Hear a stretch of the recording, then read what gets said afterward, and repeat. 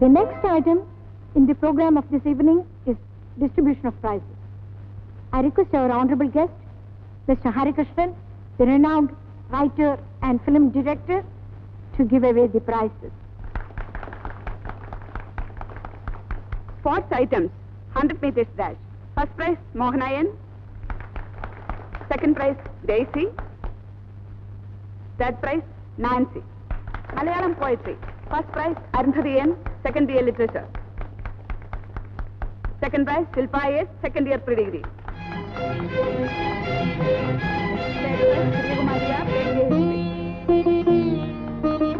Short story competition. First prize, Shilpa S. Second prize, Lekha B. Nayak. Consciousness competition. First prize, Shilpa S. എന്തായിരുന്നു fancy test?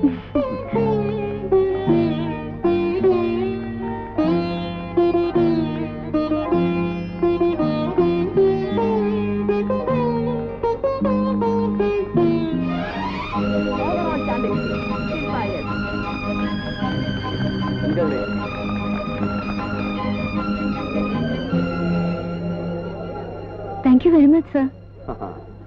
ഉള്ള price മുഴുവൻ മാറിക്കളഞ്ഞല്ലോ മിടുക്കി. ഒരു minute നിൽക്കണം, ഞാൻ കാര്യം കൊണ്ടുവരാം. അപ്പൊ ഞാൻ വരട്ടെ സാർ. ശില്പയുടെ വീടോടെ? നാട് ഇവിടെ ഇല്ല, വടക്കാ. ഈ സിറ്റി പക്ഷെ ഞങ്ങൾക്ക് വീടുണ്ട്. അച്ഛൻ എന്ത് ചെയ്യുന്നു? അച്ഛനില്ല. He's no more. മരിച്ചിട്ട് 8-10 കൊല്ലമായി. അപ്പൊ പിന്നെ അമ്മ വർക്ക് ചെയ്യുന്നുണ്ടോ? ഉണ്ട്. She's a professor. ഇവിടെയാണോ? അല്ല, ഗവൺമെന്റ് കോളേജിൽ. ഇപ്പൊ ഇവിടെ വന്നിട്ടുണ്ടോ? ഇല്ല. അമ്മയ്ക്ക് ഞാൻ ഇതിലൊന്നും പാർട്ടിസിപ്പേറ്റ് ചെയ്യുന്നതേ ഇഷ്ടമല്ല. അപ്പൊ ഈ ട്രോഫിയും പ്രൈസസും ഒക്കെ എന്ത് ചെയ്യും? ശില്പയുടെ അടുത്ത് പോകാന്ന് പറഞ്ഞ് ബഹളം വയ്ക്കില്ലേ? അമ്മ എന്തോ പറഞ്ഞോട്ടെ. എല്ലാവർക്കും ദൈവം ഇങ്ങനെ ഒരുപാട് കഴിവുകൾ വാരിക്കോരി കൊടുക്കാറില്ല. കുട്ടിക്ക് അത് തന്നിട്ടുണ്ട്. കിട്ടിയ സ്ഥിതിക്ക് അത് നല്ല രീതിയിൽ ഡെവലപ്പ് ചെയ്ത് കൊണ്ടുവരാൻ സാധിക്കണം. ശ്രമിക്കുന്നുണ്ട്. I'm trying my level best. You must. ശില്പയുടെ വീട്ടിൽ പോയി നോക്കണം. ഒരു ഷെൽഫ് നിറയെ ട്രോഫികളാണ്. ഒരു വിധത്തിൽ കാർ ഇങ്ങോട്ട് കൊണ്ടുവന്നിട്ടുണ്ട്. ഇനി അവിടെ തിരക്കൂടുന്നതിന് മുമ്പ് വല്ലപ്പോഴും ഒന്ന് ഫോൺ ചെയ്യുന്നോണ്ട് സാറിന് ബുദ്ധിമുട്ടാവോ? എനിക്ക് ഇങ്ങനെ ഒരു എൻകറേജ്മെന്റ് ഇതുവരെ കിട്ടിയിട്ടില്ല. അത് തരാനും വേറെ ആരുമില്ല. അതിനെന്താ വിളിച്ചോളൂ. Thank you sir. വിളിക്കാൻ എന്റെ ഫോൺ നമ്പർ കയ്യിലുണ്ടോ? 2 നമ്പറുണ്ട്. അടുത്ത മാസം 21 വരെ ഷൂട്ടിംഗ് ഉണ്ടാവും. വിളിക്കുന്നതിന് അതിന് ശേഷം വിളിച്ചാൽ മതി. ഫാൻസി ഡ്രസ്, എലക്യൂഷൻ, പിന്നെ മിമിക്രി, ഷോർട്ട് സ്റ്റോറി, ടെന്നീസ്. ഓ, എത്രയായത്? കുറേ ഉണ്ട്. Overall championship. ആരായിരുന്നു പ്രൈസ് ഡിസ്ട്രിബ്യൂഷൻ? ഹരികൃഷ്ണൻ. ആ സിനിമാക്കാരനോ? ആ, ദി ഫേമസ്. വിമൻസ് കോളേജിലേക്ക് വിളിക്കാൻ പറ്റിയ ഒരാള്. എന്താ അതി കുഴപ്പം? കുട്ടികളുടെ യുനാനിമസ് ഡിസിഷൻ ആയിരുന്നു പുള്ളിയെ തന്നെ കൊണ്ടുവരണമെന്ന്. ഞാനും ലല്ലിയും കിടന്ന് എന്ത് പാടുപെട്ടെന്നോ പുള്ളി ഒരു 1/2 മണിക്കൂറൊന്ന് കിട്ടാൻ. അപ്പോ അങ്ങേരെ മാത്രം പറഞ്ഞിട്ട് കാര്യമില്ല, നിങ്ങളെയാ പറയേണ്ടത്. കേട്ടിട്ടുണ്ട് അയാളെ പറ്റി. അമ്മ ഇതെന്താ ആരെങ്കിലും എന്തെങ്കിലുമൊക്കെ പറയുന്നത് കേട്ട് ഒരാളെ പറ്റി വെറുതെ കയറി ഒരു ജഡ്ജ്മെന്റ് പാസ്സാക്കുന്ന? അദ്ദേഹം എന്ത് ഡീസന്റ് ആയിട്ടാണെന്ന് അവിടെ ബിഹേവ് ചെയ്ത് പിള്ളേർക്കൊക്കെ ഭയങ്കര ഇഷ്ടമായി. He was great, handsome, elegant. എന്നെ പുള്ളിക്ക് ഭയങ്കര ഇഷ്ടമായി. ഡീറ്റെയിൽസ് ഒക്കെ ചോദിച്ചു. എന്നിട്ട് എല്ലാം പറഞ്ഞു. അമ്മയെ പറ്റി പറഞ്ഞു. എന്ത് പറഞ്ഞു? കണ്ടോ കണ്ടോ അമ്മയുടെ പേടി കണ്ടോ? കണ്ടാ തോന്നും പുള്ളിക്കാരൻ ഇപ്പൊ അമ്മയുടെ ഫോൺ നമ്പർ തപ്പിപ്പിടിച്ച് വിളിച്ചു കളയെന്ന്. എന്തിനാണ് ഈ ആവശ്യമില്ലാതെ മറ്റുള്ളവരോട് ഇതൊക്കെ പറയാൻ പോകുന്നത്? സ്ട്രേഞ്ചേഴ്സിനോട് എങ്ങനെ പെരുമാറണമെന്ന് ഇത്രയായിട്ടും അറിഞ്ഞുകൂടാ. അയ്യോ അമ്മേ, ഞാൻ ആർട്സ് ക്ലബിന്റെ സെക്രട്ടറിയാ. എന്ന് പറഞ്ഞു ഞാൻ എന്തോ ഭയങ്കര മണ്ടത്തരം കാണിച്ച മട്ടില്ല അമ്മയുടെ വർത്തമാനം. എന്റെ എത്രയോ നാളത്തെ ഒരു അംബിഷൻ ആയിരുന്നെന്നോ പുള്ളിയുമായിട്ടൊന്ന് സംസാരിക്കാന്നുള്ളത്. അതിന്ന് സാധിച്ചു. തന്നെയല്ല, ഇപ്പൊ നടക്കുന്ന ഷൂട്ടിംഗ് കഴിഞ്ഞാ പുള്ളിക്ക് ഫോൺ ചെയ്തോളാനും പറഞ്ഞു. ഒരു കാര്യം ഞാൻ പറഞ്ഞേക്കാം, നടന്നത് നടന്നു. അയാൾക്ക് ഫോൺ ചെയ്യാനൊന്നും നിൽക്കണ്ട. നിങ്ങളെപ്പോലുള്ള വട്ടുപെൺപിള്ളേർക്ക് അയാൾ വലിയവനായിരിക്കും. ഒന്നാമത് സിനിമാക്കാരൻ. പൊതുവെ ഒരു സിനിമാക്കാരനെ പറ്റിയും അത്ര നല്ല അഭിപ്രായമില്ല. ഈ മനുഷ്യനെ പറ്റി പ്രത്യേകിച്ച്. നീ വളരെ ഇന്നസെന്റ് ആയിട്ടായിരിക്കും അയാളോട് സംസാരിക്കുന്നത്. പക്ഷെ അയാളുടെ ഇന്റൻഷൻസ് അങ്ങനെ ആയിക്കൊള്ളണമെന്നില്ല. ഓ, അത് മനസ്സിലാക്കാനുള്ള ബുദ്ധിയൊക്കെ എനിക്കുണ്ട്. അങ്ങനെ വല്ലതും ഉണ്ടെന്ന് തോന്നിയാ അപ്പൊ ആ റിലേഷൻ കട്ട് ചെയ്യാനും എനിക്കറിയാം. നിന്നോട് ഞാൻ പറയുന്ന അനുസരിച്ചാ മതി. വെറുതെ പേര് ചീത്തയാക്കാൻ നോക്കണ്ട. മേലാൽ അയാൾക്ക് ഫോൺ ചെയ്യാനും തുടങ്ങരുത്. എന്താ വിളിച്ചാല് ഞാൻ വിളിക്കും. അന്ന് ഞാൻ നിന്റെ പ്രൈസ് മേടിക്കലും ആർട്സ് ക്ലബിലെ എക്സ്ട്രാ ആക്ടിവിറ്റീസ് മുഴുവൻ അവസാനിപ്പിക്കും.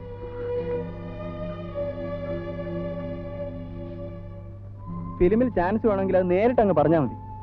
നിങ്ങളെപ്പോലുള്ള പെമ്പിള്ളേർ ചാൻസ് ചോദിച്ചാൽ പുള്ളി പെട്ടെന്ന് തരും. സമയമാവുമ്പോ ഞാൻ ചോദിച്ചോളാം. പക്ഷെ അങ്ങേർക്ക് അതിന് ചില ചിട്ടകളൊക്കെ ഉണ്ട്. അതൊക്കെ അങ്ങ് നേരത്തെ കഴിച്ചു വെച്ചാൽ ഈ ചുറ്റിക്കളിയുടെയും ഫോൺ വിളിയുടെയും ഒന്നും ആവശ്യമില്ല. അത് ഞാൻ എങ്ങനെ സൗകര്യം എന്ന് വെച്ചാൽ അങ്ങനെ ചെയ്യാം. ആ, ഏതായാലും ഇപ്പൊ ഫോൺ ചെയ്യാൻ പോവാണല്ലോ, ബെറ്റ് വെച്ചോ. പുള്ളി 3 തരം കുട്ടിയോട് അങ്ങോട്ട് ചെല്ലാൻ പറയും. പിന്നെ വേറെ യാതൊരു പണിയില്ല, അതവിടെ ഇങ്ങനെ ഇരിക്കുകയല്ലേ. ഇപ്പം പിള്ളേരുടെ ഫോൺ വരുന്നു നോക്കി. കുട്ടി നോക്കിക്കോ, പുള്ളി ഡെഫിനറ്റ് ആയിട്ട് അങ്ങോട്ട് ക്ഷണിക്കും. എനിക്ക് കാണണമെന്ന് തോന്നിയാൽ ഞാൻ പോയി കാണുകയും ചെയ്യും. അതിനിപ്പോ എന്താ, പിടിച്ച് തിന്നോളെ. അത്രയല്ലേ ഉള്ളൂ. തിന്നു കഴിഞ്ഞാൽ എല്ല് ബാക്കി കാണുമല്ലോ. സാർ അതെല്ലാം കൂടി ഒന്ന് കളക്ട് ചെയ്ത് ഒരു കലത്തിലാക്കി കടലൊഴുക്കി കളഞ്ഞാ മതി. ആ, അത് ഞാൻ ഏറ്റു. പക്ഷെ നേരത്തെ അറിയിക്കണം എല്ല് ബാക്കിയാവുന്ന ദിവസം. ഓ.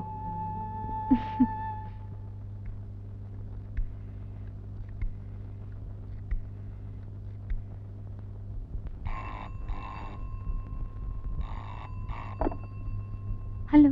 ഹലോ. സാറിന് എന്നെ ഓർമ്മയുണ്ടോന്നറിയില്ല. ശില്പ. ആ, മനസ്സിലായി. പ്രൈസുകാരി കുട്ടി. പിന്നെ ഒന്നുമില്ല, വിളിക്കാന്ന് പറഞ്ഞിരുന്നോണ്ട്. Thank you. അയ്യോ, ഞാനില്ലേ താങ്ക്സ് പറയണ്ട്. പറഞ്ഞോളൂ. ഫ്രണ്ട്സിനൊക്കെ ഭയങ്കര അസൂയ. ഞാൻ സാറുമായിട്ട് സംസാരിക്കാൻ പോണെന്ന് പറഞ്ഞിട്ട്. ആ, അവർക്ക് വിശ്വാസമാകുന്നില്ല. പിന്നെ ഈ സാറ് വിളി വേണ്ട, അതൊരു ബോറാ. എനിക്ക് അതിനേക്കാൾ ബോറാണ്. ഒരു 2-3 വട്ടം കൂടെ സാറേന്ന് വിളിച്ചിട്ട് പയ്യെ വിളി അങ്കിൾന്നാക്കാന്ന് വിചാരിച്ചിരിക്കായിരുന്നു ഞാനും. അയ്യോ, അങ്കിൾ വിളി അതിനേക്കാളും ബോറാണ്.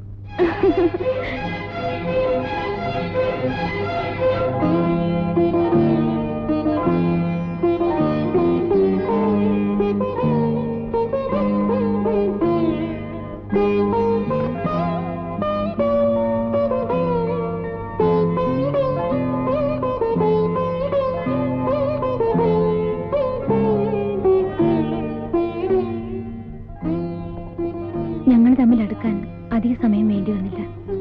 എന്നെ അദ്ദേഹത്തിന് എന്തോ പെട്ടെന്ന് ഇഷ്ടമായി. എന്റെ കാര്യങ്ങളെല്ലാം പറയാൻ എനിക്കൊരാള്, അങ്ങനെയാണ് എനിക്കും തോന്നിയത്.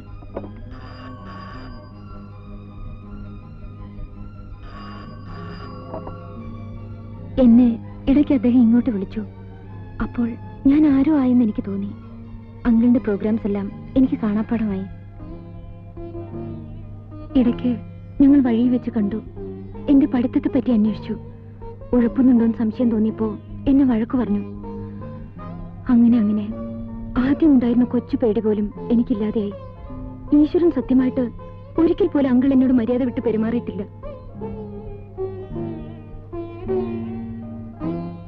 അദ്ദേഹം പ്രസംഗിക്കുകയോ പങ്കെടുക്കുകയോ ചെയ്യുന്ന സദസ്സുകളിൽ ഞാനൊരു സ്ഥിരം കേൾവിക്കാരിയായി. ഓരോ പ്രാവശ്യം കാണുന്തോറും അദ്ദേഹത്തിന് എന്നോടുള്ള വാത്സല്യം കൂടിക്കൂടി വരികയായിരുന്നു. പക്ഷേ ആർക്കും ഞങ്ങളെ മനസ്സിലായില്ല. ഏറ്റവും അടുത്ത ഫ്രണ്ട്സിന് പോലും.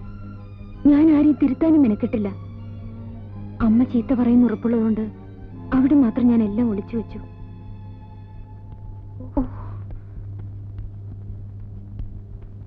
എങ്ങോട്ടാ? ടൗൺ ഹാളിൽ ഒരു ഫംഗ്ഷൻ ഉണ്ടമ്മേ, ഒരു ലിറ്റററി വൺ. ഫ്രണ്ട്സ് എല്ലാം അവിടെ വരും. കാലത്തെ പത്രത്തിൽ ഇന്നത്തെ സിറ്റി പ്രോഗ്രാമിന്റെ കോളം കണ്ടപ്പോഴേ വിചാരിച്ചു. കണ്ടോ, അമ്മയുടെ ഒരു കള്ളം നോക്കിയട്ടെ. ഇതൊന്നും ശരിയല്ലമ്മേ, കൂടെ നിന്നുകൊണ്ടുള്ള ഒരുതരം സ്പൈയിങ്.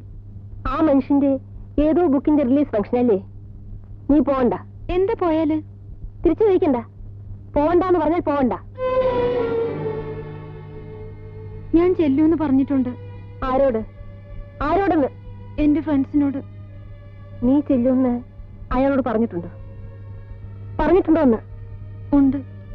ഓ, അപ്പൊ കോണ്ടാക്ട് മുറിഞ്ഞിട്ടില്ല. നശിക്കാൻ തീരുമാനിച്ചിറങ്ങിയിരിക്കുക. ഞാൻ നശിച്ചിട്ടൊന്നുമില്ല, നശിക്കുകയില്ല. വർത്തമാനം മതിയമാവുന്നു. അമ്മ എന്ത് പറഞ്ഞാൽ ഇന്ന് ഞാൻ അവിടെ പോവും. എങ്കിലും ഒരു മിനിറ്റ് നിൽക്ക്, ഞാനും നിന്റെ കൂടെ വരുന്നുണ്ട്. എനിക്ക് ആ മനുഷ്യനോട് 2 വാക്ക് പറയണമെന്നുണ്ട്. പബ്ലിക്കായിട്ട് ചീത്ത കേട്ടാലേ ഈ വർഗമൊക്കെ പഠിക്കൂ. വന്നോളൂ. നേരിട്ട് സംസാരിക്കുമ്പോഴേ അമ്മയ്ക്ക് അദ്ദേഹം ആരാണെന്ന് എന്താണെന്ന് മനസ്സിലാവൂ. ഈ നൂറ്റാണ്ടിന്റെ കല, ഈ നൂറ്റാണ്ടിന്റെ മാധ്യമം എന്നൊക്കെ ചലച്ചിത്രത്തെ പറ്റി പലപ്പോഴും പരാമർശിച്ചു കേൾക്കാറുണ്ട്. എന്തോ അറിവ് കുറവ് കൊണ്ടായിരിക്കാം ചലച്ചിത്രത്തെ ഇതര കലകളുമായി തുലനം ചെയ്ത് കാണാൻ ഈ ഉള്ളവന് സാധിക്കാറില്ല. ഞാൻ സിനിമ കാണാറുമില്ല. സാധാരണയായി സിനിമാ ലോകത്തിലേക്ക് ഒരു എഴുത്തുകാരൻ പ്രവേശിക്കുന്നതോടെ പിന്നെ അങ്ങോട്ട് സാഹിത്യത്തിന് ആ എഴുത്തുകാരൻ നഷ്ടമായി എന്ന് കണക്ക് കൂട്ടിക്കൊണ്ടാൽ മതി. ഉദാഹരണങ്ങൾ അനവധിയുണ്ട്. ആ മാധ്യമത്തിന്റെ പ്രത്യേക തരം പോപ്പുലാരിറ്റിയും മറ്റ് മേമ്പൊടികളും പണക്കൊഴുപ്പും ഒക്കെ തന്നെ സർഗശക്തിയുള്ള എഴുത്തുകാരൻ പോലും ഒരു നീരാളിപ്പിടുത്തത്തിലെന്ന പോലെ വലിച്ചുകൊണ്ടു പോകുന്നതായിട്ടാണ് കണ്ടുവരാറുള്ളത്. ആരെന്നൊക്കെ പറഞ്ഞാലും അത് യാഥാർത്ഥ്യം. പക്ഷേ ഈ ഹരികൃഷ്ണന്റെ ഈ നേട്ടത്തെ വിലയിരുത്തുമ്പോൾ നമ്മൾ അതിനപ്പുറത്ത് വേറെ യാഥാർത്ഥ്യമുള്ളതുകൂടി കുറഞ്ഞൊരു കാലമായി